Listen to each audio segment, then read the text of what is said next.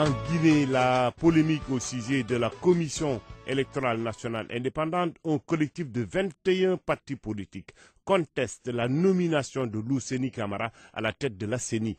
La question a été débattue hier dans une réunion du mouvement social composé des partis en question et Jacques Aristide a joint à Conakry Aliou Condé, secrétaire général de l'Union des forces démocratiques de Guinée, mais également porte-parole du collectif.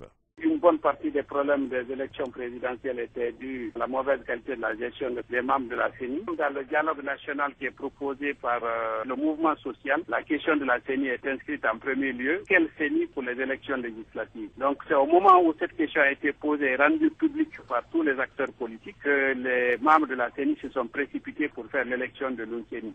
Il va de soi que dans ce contexte, cette élection ne peut être acceptée. Nous sommes en train de préparer le dialogue entre le collectif des partis politiques, là, le gouvernement, et puis bon, plus tard, certainement, les autres aussi vont faire partie. Et la question, c'est une question centrale, elle va revenir sur le tapis. Vous n'ignorez pas que c'est parce que Lousseni a été récusé qu'on a amené le général Sangaré du Mali, donc on ne va pas recommencer à retourner à la case départ comme si de rien n'était. Pour nous, le président de la CENI doit être une personne consensuelle. Précisément pourquoi Camara n'est pas la personne appropriée pour diriger la CENI? Il n'est pas la personne la plus appropriée parce que durant les élections présidentielles, il a été accusé de beaucoup de travers, notamment la détention des procès-verbaux de la commune de Ratoma, de l'UFDG qui n'ont pas été déposés, la disparition du matériel, des ordinateurs. Il y avait eu des plaintes à l'époque. Le problème, c'est quel type de CENI? CENI politique ou apolitique? Voilà une première question. Deuxième question, quelle structure? On en est là, le débat est entier. Aliou Condé, secrétaire général de l'UFDG à Conakry, et Jacques Aristide a aussi recueilli la réaction du nouveau président de la CENI, Lousseni Camara.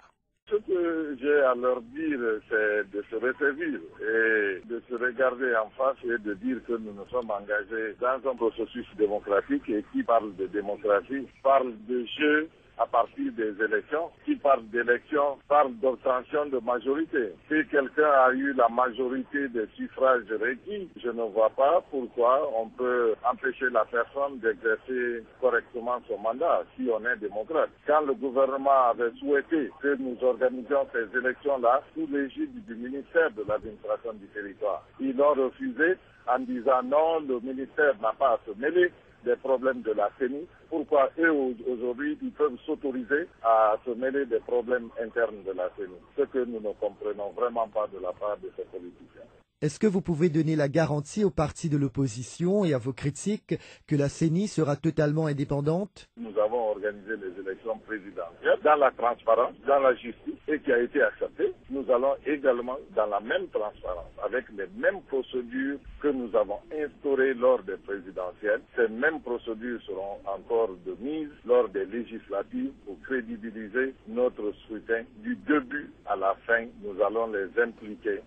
Lousseni Camara, président de la CENI en Guinée.